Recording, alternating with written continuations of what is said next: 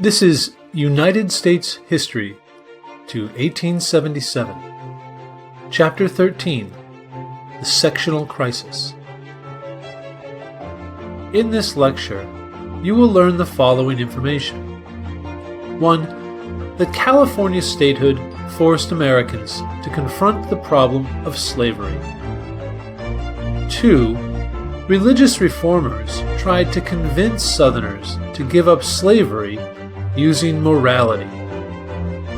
3. Reformers eventually embraced violent resistance to slavery. 4. The Republican Party and Abraham Lincoln emerged as a moderate voice for ending slavery. 5. Abraham Lincoln's election to the presidency caused many Southern states to secede from the country. 6. The Civil War began in 1861. Some of the important terms to know in this unit include the following information. The Haitian Revolution was the first slave revolution that succeeded and was widely ignored and unembraced by the United States. But its example lived on in the minds of slaves that freedom could be won. The Missouri Compromise was the first expansion of slavery west of the Mississippi River, and set up the debate over how slavery should be incorporated into the new growing country. The Democratic Party, which dominated the South, defended slavery in the United States Senate, preventing any debate. And the Whig Party emerged as a counterbalance to the Democratic support for slavery. Frederick Douglass, himself a runaway slave, emerged as a powerful voice in the abolitionist movement and published an international best-selling autobiography of his life.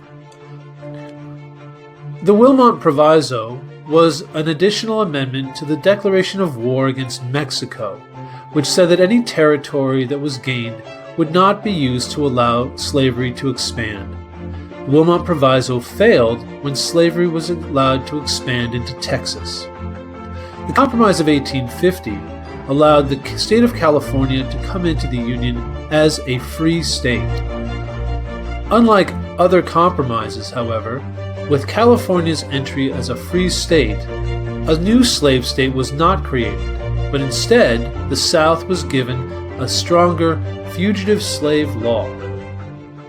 The Fugitive Slave Act, part of the Compromise of 1850, gave Southerners the right to take their slaves into a free territory and keep them and not allow them to be freed. Harriet Beecher Stowe wrote the novel Uncle Tom's Cabin as a way to wake up northern white women and religious reformers to the evils of slavery, which they would not have experienced living in the North. The novel was credited by Abraham Lincoln as having an influence in bringing about the Civil War. Stephen Douglas defeated Abraham Lincoln for a Senate seat in Illinois in 1858. He went on to the United States Senate to propose the use of popular sovereignty, or voting, in order to allow new territories to determine for themselves if they would become free or slave states. Popular sovereignty was used in the Kansas-Nebraska Act to allow the new territories of Kansas and Nebraska to vote on whether to be free or slave. This led to Bleeding Kansas, when, as Kansas elected to become a slave state, abolitionists in the state, among them John Brown, went on a violent rampage against pro-slavery Kansas. The debate over slavery in the United States Senate broke into violence when Charles Sumner brutally beat another member of Congress over the debate about slavery, showing that the debate was no longer one that could be conducted without violent eruptions. In short, it represents the end of democracy and compromise over slavery. The Republican Party was founded upon the belief that slavery should end, and the South saw it as a direct threat to its embrace of slavery. The case of Scott v. Sanford, also known as the Dred Scott case, was a very important Supreme Court case that declared that African Americans would never be citizens of the United States and that slaves would always be considered the property of their masters. John Brown, who had sparked the violence in Kansas over the Kansas-Nebraska Act and the expansion of slavery in that territory, attempted to lead a slave revolt at Harper's Ferry, Virginia. He was captured and executed. The election of 1860 saw Abraham Lincoln elected to the White House and the immediate secession of at least 8 states from the South. Slavery's expansion created problems for the United States from the very beginning. Northerners felt that slavery suppressed wages and stole land needed for poor white Americans to achieve independence. Southerners feared that if slavery didn't expand, abolitionists would grow in power and slaves might rise up in a race war. When Missouri joined the Union in 1821, it exposed a deep divide over the question of slavery. North and South, pro-slavery and abolitionist forces voiced strong, uncompromising viewpoints on the question of slavery. Political parties argued in favor of white supremacy, helping to avoid the issue of slavery. This map shows the slave population of the southern states that was compiled for the census of 1860, showing the widespread use of slavery and its essential importance to the economy of the American South. As a result, Democrats and Whigs supported rules that forbade any discussion of slavery in Congress. Texas independence and statehood shattered the unity and silence on this issue, however, when both Texas and Florida entered the Union as slave states. Abolitionists feared that Manifest Destiny was overtaking the anti-slavery debate. Growth seemed more important, and the Fugitive Slave Act added insult to injury, making anyone in the North liable if they helped runaway slaves. Now, everyone was involved in the inhumanity of slavery, regardless of their views on the subject. The rising celebrity of Frederick Douglass fueled the controversy. A runaway slave himself, Douglass wrote books and gave speeches to large audiences. Douglass's powerful skills as a speaker and writer led many to believe the evils of slavery had gone on too long and were anti-American in their basis and morality.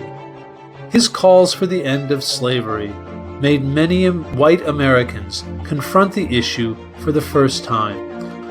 Others, like Harriet Tubman, also a runaway slave, helped slaves to escape on the Underground Railroad, a series of safe houses and hiding spots that slaves could use to travel from the South through the North to freedom in Canada.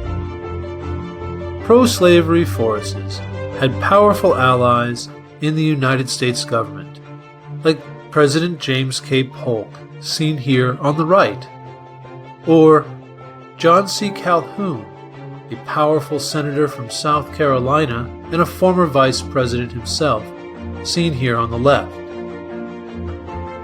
When war with Mexico broke out in 1846, anti-slavery politicians tried to limit any land gained during the war from adding to the growth of slavery, but ultimately they failed to prevent slavery from expanding into the new territories. By 1850, California wanted admission as a free state. To balance the concerns of pro-slavery and anti-slavery forces, a new compromise was needed because California would fall south of the previous line created by the Missouri Compromise. Henry Clay proposed the Compromise of 1850. The compromise tried to offer something to everyone, but ultimately made the sectional crisis only worse. In the compromise, California would become a free state, breaking the boundary line set by the Missouri Compromise. To satisfy Southerners, a new, stronger fugitive slave law was added. This new Fugitive Slave Act gave Southerners the right to take their slaves into free states, and that those slaves would not be considered free as they had before. Furthermore, the law also forced Northerners to help hunt down any runaway slave, and Northerners who did not could be fined or imprisoned for not participating in slavery. Many Northerners became convinced that slave owners had taken control of Washington, D.C. for their own purposes. Let's pause for a moment now to test our understanding of the information presented to this point by examining this question. This is an accept question, one of the more difficult types of multiple choice questions you might encounter. It's difficult because it asks you to find the wrong answer rather than the right answer. In this, be careful. The question asks, the Missouri Compromise did all of the following except A. Admit Maine as a free state. B. Admit Missouri as a slave state. C. Establish the 3630 dividing line for future state admissions. Or D. Propose popular sovereignty as the determination of whether states would have slavery.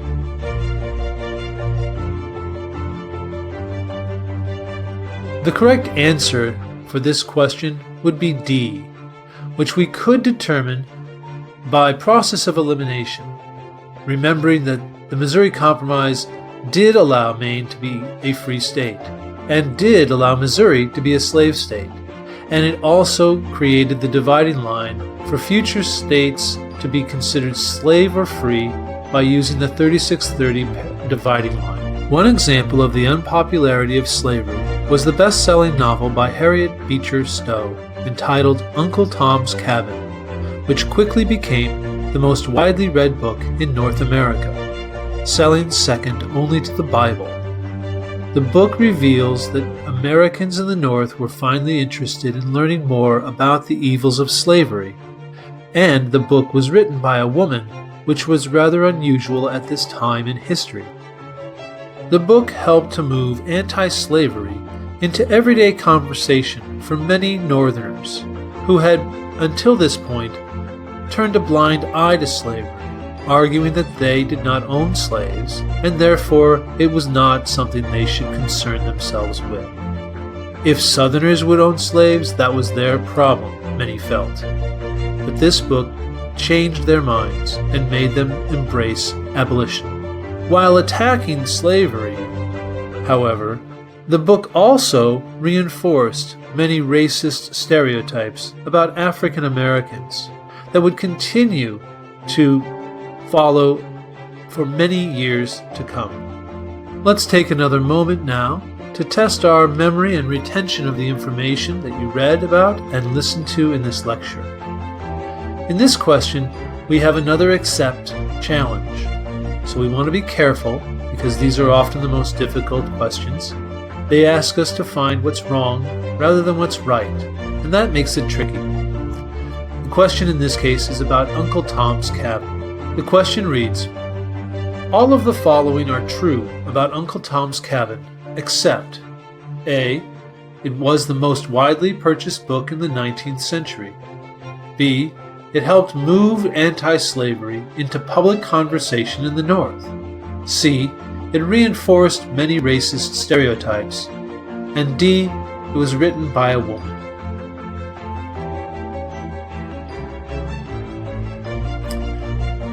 The answer is A. It was the most widely purchased book in the 19th century is not true, because we know the Bible was the most widely purchased book in the 19th century. Uncle Tom's Cabin was second to the Bible in popularity, making it an international blockbuster bestseller.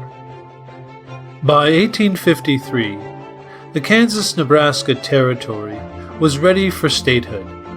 Congress proposed allowing the white people of the area to vote on whether it should become slave or free. Debates in Congress predicted the violence that was soon to follow. In 1855, a group of Americans calling themselves the Know Nothing Party formed to oppose German and Irish immigration. Another new party formed in 1854 to oppose slavery, called the Republican Party.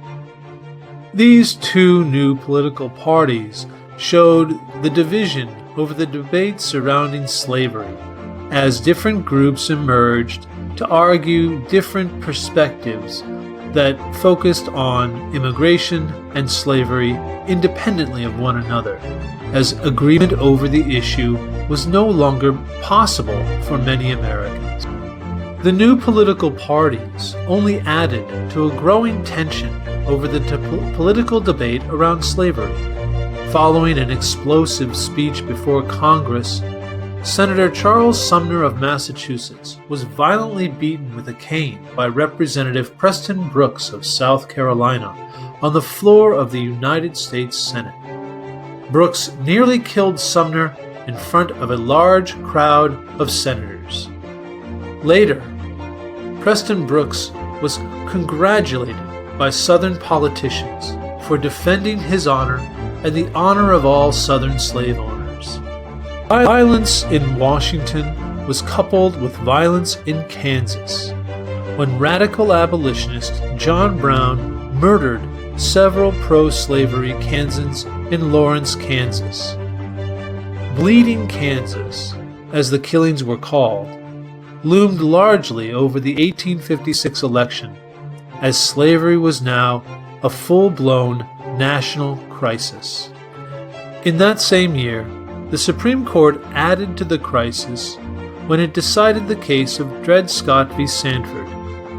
The Dred Scott decision determined that slaves should remain the property of their owners even when they entered a free territory anywhere in the United States, and that African Americans could not ever be citizens of the United States. This decision had broad impact and moved the country much closer to the Civil War. Essentially, it declared that slavery existed everywhere, north, south, and west, slave state or free, and even free African Americans could be returned to slavery as they had no rights under the law. John Brown, fresh from his actions in Kansas, moved east and planned new violence. He gathered supporters and planned to attack Harper's Ferry, Virginia, a federal arsenal, where he would capture the weapons stored there and lead a slave revolt. The plan unfolded October 16th through the 18th, 1858. Brown and his men were captured by Robert E. Lee, a general in the Union Army at this time, but soon who would go on to lead the Confederate forces in the Civil War. Many of Brown's men were killed, including his two sons. John Brown was convicted of sedition and treason. At his trial, he claimed he would have been considered a hero if he had been fighting for the wealthy and the powerful. But because he fought for the powerless and the slave, he was to be killed.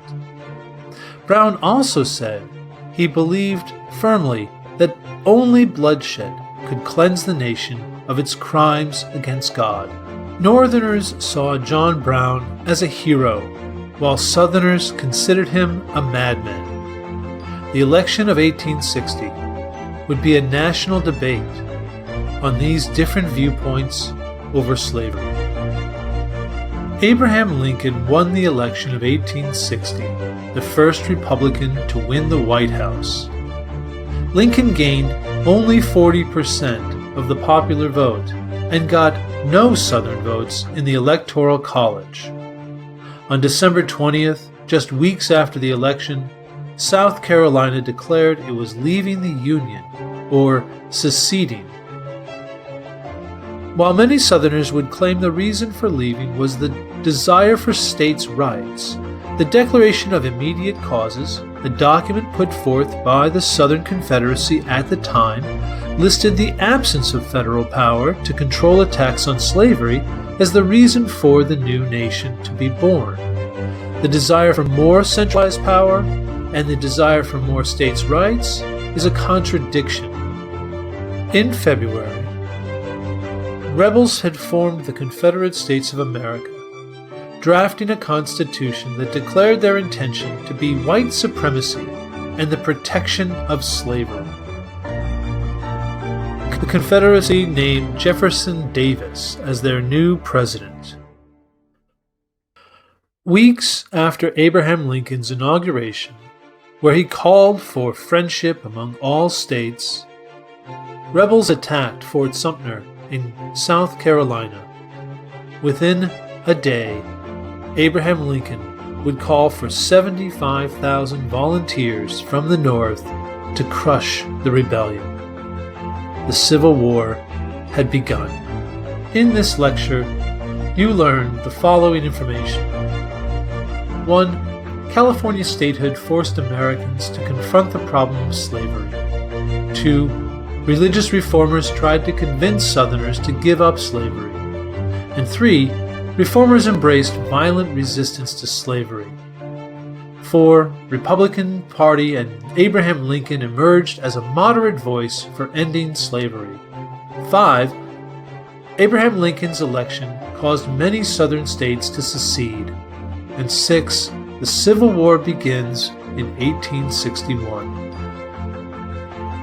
This has been United States History to 1877, Chapter 13, The Sectional Crisis. Created with work from the American Yop, an open-source U.S. history textbook published by Stanford University, edited by Joseph Locke and Ben Wright, with narration and comments by myself, Tyler Rust, for History Dojo.